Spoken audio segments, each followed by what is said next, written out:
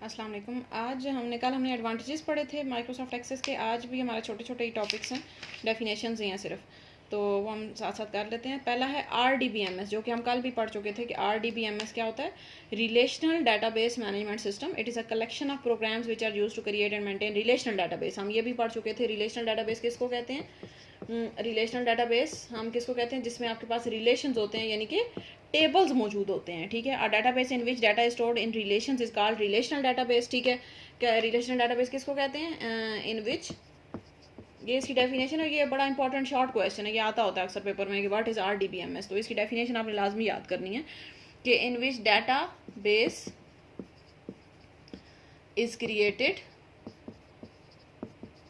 In form of relations की फॉर्म में जिसमें आप डाटाबेस क्रिएट करते हैं उसको हम क्या कहते हैं, रिलेशनल डाटाबेस मैनेजमेंट सिस्टम। ठीक है, तो रिलेशंस का क्या मतलब है, यानी कि आप ये लिखा हुआ है relation is an other term use for table. ये बात आपने लाजमी मेंशन करनी है कि रिलेशन हम किसको कहेंगे, टेबल्स को कहेंगे। ठीक है, a table in database has a unique name that identifies its contents. ठीक है, आगे इसकी फैसिलिटीज़ देख लें, data security, integrity, access, backup और रिकवरी। वो पीछे हम काफ़ी लंबी डाटाबेस के काफ़ी सारे एडवांटेज, वही जो हमने DBMS के एडवांटेज पढ़े थे वही RDBMS के भी एडवांटेजेस हैं। ठीक हो गया, तो ये हमारे पास रिलेशनल डाटाबेस मैनेजमेंट सिस्टम होता है। क्या होता है कि जिसमें आपके पास डाटाबेस क्रिएट होता है इन फॉर्म ऑफ रिलेशंस, और रिलेशंस का मतलब क्या होता है, टेबल्स। ठीक है, तो यानी कि जिसमें आप टेबल्स बनाते हैं, टेबल्स को आपस में कनेक्ट करते हैं, उसमें रिकॉर्ड्स, फील्ड्स वगैरह डालते हैं, तो वो हमारे पास, यानी कि हम जो पढ़ रहे हैं ना डाटाबेस मैनेजमेंट सिस्टम, वो असल में रिलेशनल डाटाबेस मैनेजमेंट सिस्टम ही है। हम टेबल्स ही बना रहे थे ना पीछे भी, और आगे MS एक्सेल में भी हम टेबल्स ही बनाएंगे। ठीक है, तो हम जो पढ़ रहे हैं डाटाबेस मैनेजमेंट सिस्टम वो असल में क्या है, रिलेशनल डाटाबेस मैनेजमेंट सिस्टम है। ठीक है, अच्छा आगे आपके ये जो टॉपिक्स हैं छोटे छोटे, इनको हम फिलहाल स्किप करते हैं। ये प्रैक्टिकल रिलेटेड टॉपिक्स हैं और प्रैक्टिकल में ही हम करेंगे इंशाल्लाह। ये जैसे पहला ये है कि how MS access is started and loaded, इसको भी छोड़ दें। ये यानी कि आपकी ये जो स्टेप्स लिखे हुए हैं इनको याद करने की ज़रूरत नहीं है, ये आप जस्ट एक दफ़ा आप कंप्यूटर के ऊपर परफॉर्म कर लेंगे तो आपको आ जाएगा। ठीक है, वो हम फिलहाल तो वेट करते हैं कि आपकी जो है वो जब क्लासेस प्रॉपर स्टार्ट हो जाएं, आप लैब में आके करें तो ज़्यादा बेहतर है। अगर उस तरह से खुदा न खास्ता नहीं होता तो फिर हम जो है वो इधर ही मैं आपको बोर्ड पे ही करवा दूँगी, वो भी आसान है, कोई इतना मुश्किल नहीं है। ठीक है, अच्छा अगला टॉपिक भी स्किप कर दें, डाटाबेस, ये व्हाट इज़ डाटा विज़र्ड, इसको भी छोड़ दें। आगे procedure for creating new database, इसको भी छोड़ दें। आगे है हमारे पास procedure to open existing database, इसको भी छोड़ दें। And procedure of exiting Microsoft Access, इसको भी रहने दें। ठीक है, नेक्स्ट जो टॉपिक है describe the application windows of Microsoft access and list is different parts. ये जो है वो थोड़ा सा याद करने वाला क्वेश्चन है और अक्सर पेपर में आ भी जाता होता है। ठीक है, माइक्रोसॉफ्ट एक्सेस एप्लीकेशन विंडो के हमारे पास पार्ट्स कौन कौन से हैं, ये हम पीछे भी पढ़ चुके हैं। आपने जो माइक्रोसॉफ्ट वर्ड और एक्सेल में भी हमने इसके पार्ट्स पढ़े थे, वर्ड और एक्सेल में वही चीज़ें हैं। टाइटल बार है, मेन्यू बार, स्क्रॉल बार, स्टेटस बार, ये सारी वही चीज़ें हैं। ठीक है, तो इसमें भी वही हैं, कोई नई चीज़ नहीं है, क्योंकि हमने कल ही पढ़ा था कि माइक्रोसॉफ्ट ऑफिस के साथ इसकी इंटीग्रेशन होती है, तो इस वजह से इसको इस्तेमाल करना ज़्यादा आसान है कि आप जिनको माइक्रोसॉफ्ट वर्ड एक्सेल आता है तो वो एक्सेस भी आसानी से कर सकते हैं। ठीक है, तो यहाँ पर भी वही है सारा। Important parts of application window, important parts of MS access window, यानी कि जब MS एक्सेस आप ओपन करते हैं तो उसमें आपको क्या क्या चीज़ें सामने नज़र आती हैं। सबसे पहला तो टाइटल बार है, ये हम पीछे भी पढ़ा है, हमने वर्ड में भी पढ़ा हुआ है। टाइटल बार के ऊपर क्या नजर आएगा, the bar identifies the application that is running, यानी कि जो आपके पास टाइटल बार के ऊपर असल में ज़्यादातर जो है वो आपके डाटाबेस का, यानी कि जो भी आपने डाटाबेस बनाया हुआ है उसका नेम नजर आएगा आपको। जैसे कॉलेज का बनाया हुआ है तो आपने जो भी उसका नाम रखा हुआ होगा डाटाबेस का, जैसे वर्ड में आपने देखा था फाइल का जो भी आप अपने नाम से सेव करते हैं या अपने रोल नंबर से करते हैं या किसी भी और नाम से सेव करते हैं, तो वही नाम ऊपर टाइटल बार के ऊपर, जो सबसे ऊपर बार होती है टाइटल बार, उसके ऊपर लिखा हुआ नजर आ रहा होता है। तो इसी तरह हमारे पास डाटाबेस का नाम टाइटल बार के ऊपर आएगा। अच्छा नेक्स्ट हमारे पास होती है मेन्यू बार। मेन्यू बार जो है वो contains different menus that is use to issues various command. Different, इनको हम आके डिटेल में भी पढ़ेंगे, इस वजह से मैं ज़्यादा इसको डिटेल में नहीं जा रही। ठीक है, आगे आपकी इसी अगला जो टॉपिक है वो डिटेल में है। ठीक है, नेक्स्ट है tool bars. Different tool bars होती हैं जिसके ऊपर डिफरेंट कमांड्स होती हैं। फिर मेन्यूज हैं, फिर है scroll bar use to move around the windows, scroll जो है वो ऊपर नीचे जाने के लिए यूज़ होता है। और फिर स्टेटस बार है कि जिसके ऊपर आके ये ऑब्जेक्ट का स्टेटस नज़र आता है कि आपने जैसे वर्ड में था कि कितने पेज हो गए हैं, आपके कितने वर्ड हो गए, इसी तरह यहाँ पे भी हमारे पास डिफरेंट कि कितने टेबल्स आपने बना लिए, कितनी क्यूरीज बना ली, कितने फॉर्म्स बना लिए, तो यहाँ पे उसका स्टेटस नज़र आता है। ठीक हो गया, नेक्स्ट है define the use of tool bars in MS access. अब उसी को आगे थोड़ा सा डिटेल में बताया हुआ है, ये जो हमने पीछे पढ़ी हैं टूल बार्स। इसी के आगे जो है वो ये मेन्यू बार है, स्टेटस बार है, टाइटल बार, स्क्रॉल बार, यही सारी चीज़ें यहाँ पे ज़रा सी आगे डिटेल में बताएंगी हैं, ठीक है। तो ये जो है वो इंपॉर्टेंट टॉपिक है, आपने इसको जो जो चीज़ें मैं बता रही हूँ उनको याद करना है। सबसे पहले है टूल बार्स। टूल बार्स होते क्या हैं? Contain different icons, these icons are shortcuts to select command from a menu. Toolbars make it easy to use the program's most common features and functions. The buttons on the toolbar change depending upon the object and view selected. यानी कि आपके पास क्या होते हैं, असल में tool bars होती क्या हैं आपके पास, जिसमें आपका ये बताया होता है टूल बार्स, ठीक है, जिसके ऊपर आपके पास क्या होते हैं, आइकन्स होते हैं, ठीक है। और आइकन्स किस लिए यूज होते हैं? टू सिलेक्ट और परफॉर्म कहते हैं, परफॉर्म डिफरेंट टास्क्स इन MS Access, ठीक है, वो टूल बार्स हो जाएंगी। उसके बाद है tool bars make it easy to use the programs most common features and functions. The button on the tool bar change depending on the object and view selected. For example, tool bar change when the user clicks on the tool bar and open the individual table queries, यानी कि जो भी आपने open करना है। अब इसके use आगे देखें, can execute different commands, take less time to use a command and customize to display the most use commands. आगे आ जाएं, different between tool bar and menu bar, ये एक चीज़ है इंपॉर्टेंट करने वाली है। अब टूल बार हमने पढ़ चुके हैं क्या होता है, जिसके ऊपर डिफरेंट आइकन्स होते हैं, आप कोई भी आइकन सेलेक्ट करके अपना टास्क परफॉर्म कर सकते हैं, ठीक है, आसानी से आप किसी भी चीज़ के ऊपर क्लिक करेंगे तो आपका काम हो जाएगा, ठीक है, वो होता है टूल बार. जैसे for example, tool bar change when the user click on the tool bar button open individual table, ठीक है, कोई भी एक चीज़ ओपन की तो उसकी टूल बार, हर किसी विंडो की अपनी अपनी टूल बार होती है, ठीक है। यानी क्या होते हैं, टूल बार के ऊपर डिफरेंट आइकन्स होते हैं और किसी भी आइकन के ऊपर आप क्लिक करके, यानी कि ये इसकी डेफिनेशन आपने लाजमी याद करनी है कि आइकन्स होते हैं और किसी भी आइकन के ऊपर आप क्लिक करके अपना टास्क परफॉर्म कर सकते हैं। और हर विंडो की, जैसे टेबल्स हैं तो उनकी अपनी टूल बार्स होंगी, क्यूरी है तो उसकी अपनी होंगी, फॉर्म्स होंगे तो उसकी अपनी, हर किसी की अपनी अपनी टूल बार होती है, ठीक है। अब मेन्यू बार क्या होता है? ये मेन्यू बार जो हम पीछे भी पढ़ चुके हैं, ये आपका जो था माइक्रोसॉफ्ट वर्ड या एक्सेल, उसमें भी थी हमारे पास मेन्यू बार. क्या होती है मेन्यू बार? कि आपके पास ये सिंपल एक बार होती है जिसके ऊपर डिफरेंट मेन्यूज दिए हुए होते हैं. जैसे फाइल का मेन्यू हो जाएगा, एडिट का मेन्यू है, व्यू है, फॉर्मेट है, ठीक है, डिफरेंट मेन्यूज आपके पास दिए हुए होंगे. तो ये जो मेन्यूज होते हैं ये किस लिए यूज होते हैं? आप किसी भी एक के ऊपर क्लिक करेंगे, अब फाइल के ऊपर मैंने क्लिक किया तो अब ये कोई कमांड परफॉर्म नहीं होगी, बल्कि क्या होगा, एक नीचे पूरा मेन्यू ओपन हो. जैसे रेस्टोरेंट में आप जाते हैं तो पूरा मेन्यू आपको दे देते हैं कि ये चीज़ें हैं हमारे पास.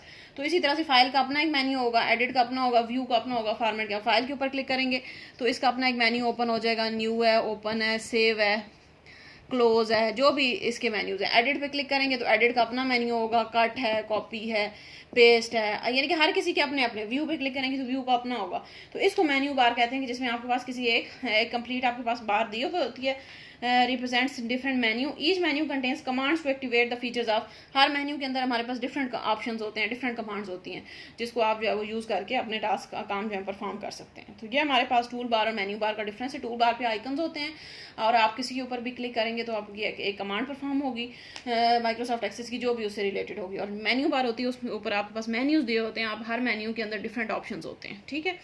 आगे टेबल में भी इसका डिफरेंस बताया हुआ है. टूल बार का देखें, contain buttons that mostly displays icons on them, ऐसा ही है ना, हमने पढ़ा कि टूल बार में आइकन होते हैं. और menu bar contains options that displays the text as well as icon. तो इसमें हमारे पास क्या होते हैं, ऑप्शंस होते हैं और साथ देखें टेक्स्ट भी लिखा हुआ है और साथ इसका न्यू का आइकन भी बना होगा, ओपन का आइकन भी बना होगा.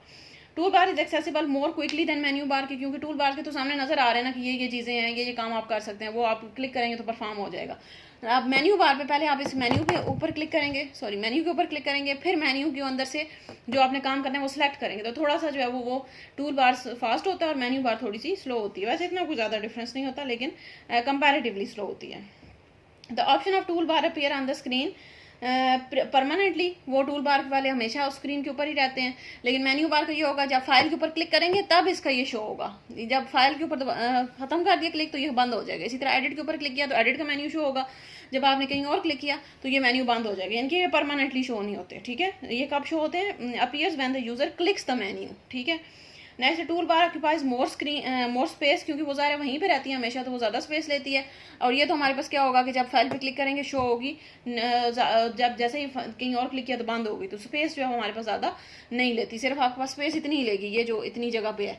बाकी जो है वो इसके अंदर है, किसी पे ऊपर क्लिक करेंगे तो शो हो जाएगा, नहीं क्लिक करेंगे तो शो नहीं होगा, ठीक है. तो ये हमारे पास स्पेस जो है वो कम लेती है. तो ये इनके दरमियान में डिफरेंस है कि टूल बार्स हमारे पास क्या होते हैं, कमांड्स होती हैं जिसके ऊपर आप क्लिक करके कोई भी ऑप्शन, कोई भी टास्क परफॉर्म करते हैं.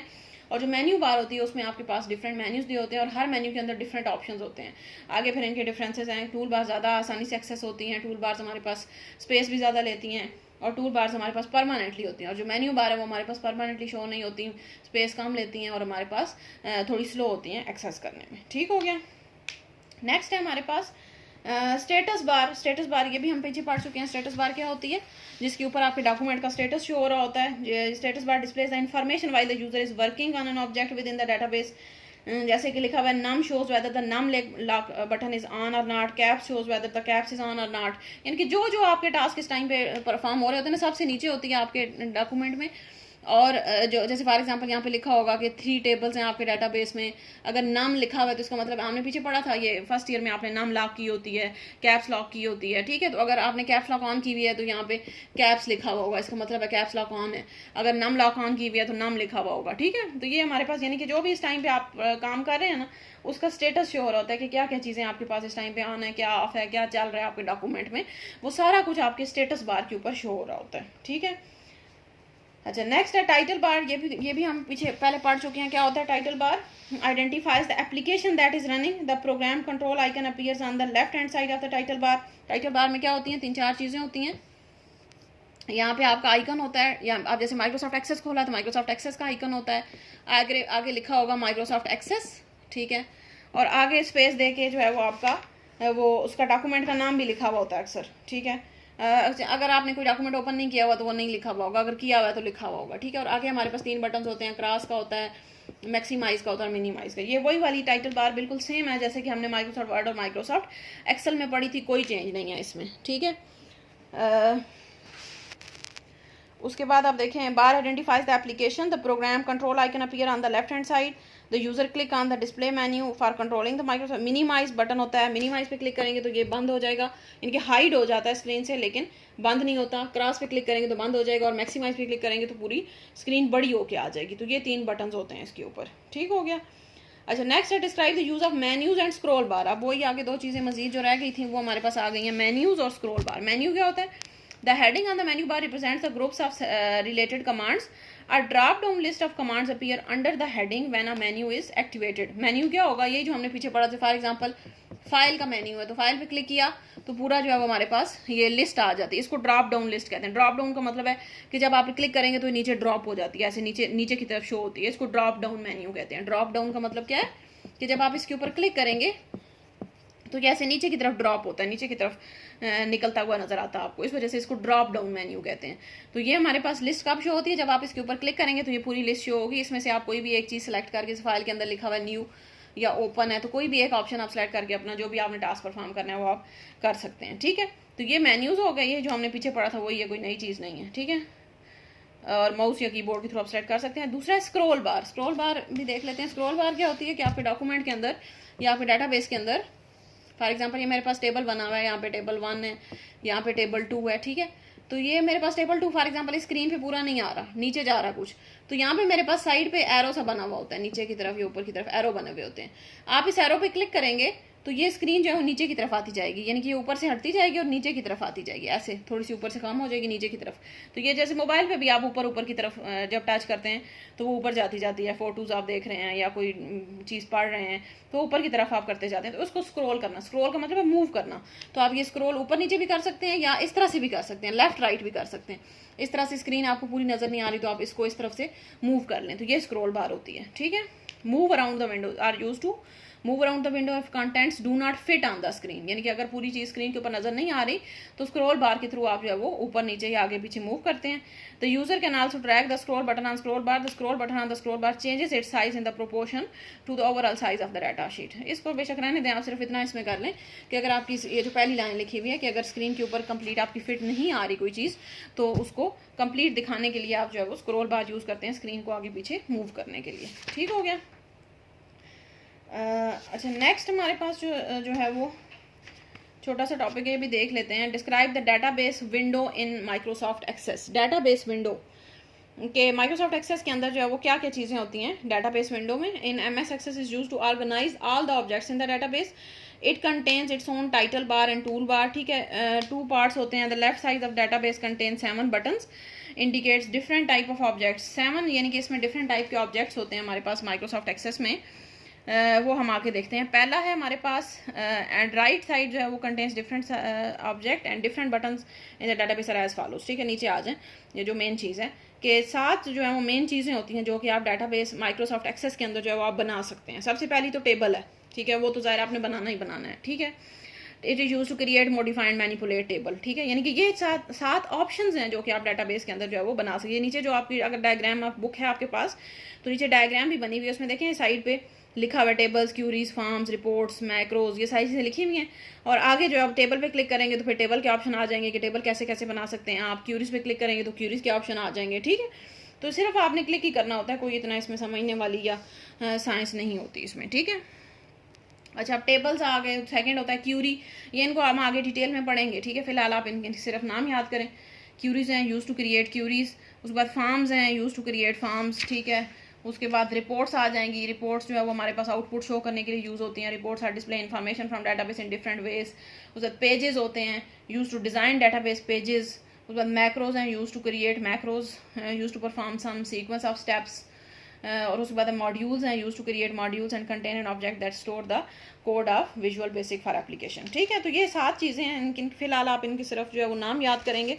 कौन कौन से हैं? टेबल्स हैं, क्यूरीज हैं, forms, reports, pages, macros and modules. ये 7 चीज़ें हैं। ठीक है, जो कि आप डाटा माइक्रोसॉफ्ट एक्सेस आपको फैसिलिटी प्रोवाइड करता है कि आप ये 7 चीज़ें बना सकते हैं इसके अंदर। ठीक है, तो आप ये 7 चीज़ों में से हमने जो करनी है, जो पहली 4 चीज़ें हैं, टेबल्स हैं, क्यूरीज हैं, फॉर्म्स और रिपोर्ट्स, तो हम ये पहली 4 चीज़ें जो है वो हम परफॉर्म करेंगे। ठीक है, तो इसी वजह से जो आगे आपका जो टॉपिक है जो हम इंशाल्लाह कल करेंगे, इसमें इन्हीं चारों चीज़ों को सही डिटेल में एक्सप्लेन भी किया हुआ है। तो आप पहले जो आपने, अगर आपसे कोई पूछेगा कि डाटाबेस विंडो में आप माइक्रोसॉफ्ट एक्सेस की डाटाबेस विंडो में क्या क्या ऑप्शंस होते हैं, तो आप ये सारे बताएंगे, ये 7 ऑप्शंस होते हैं।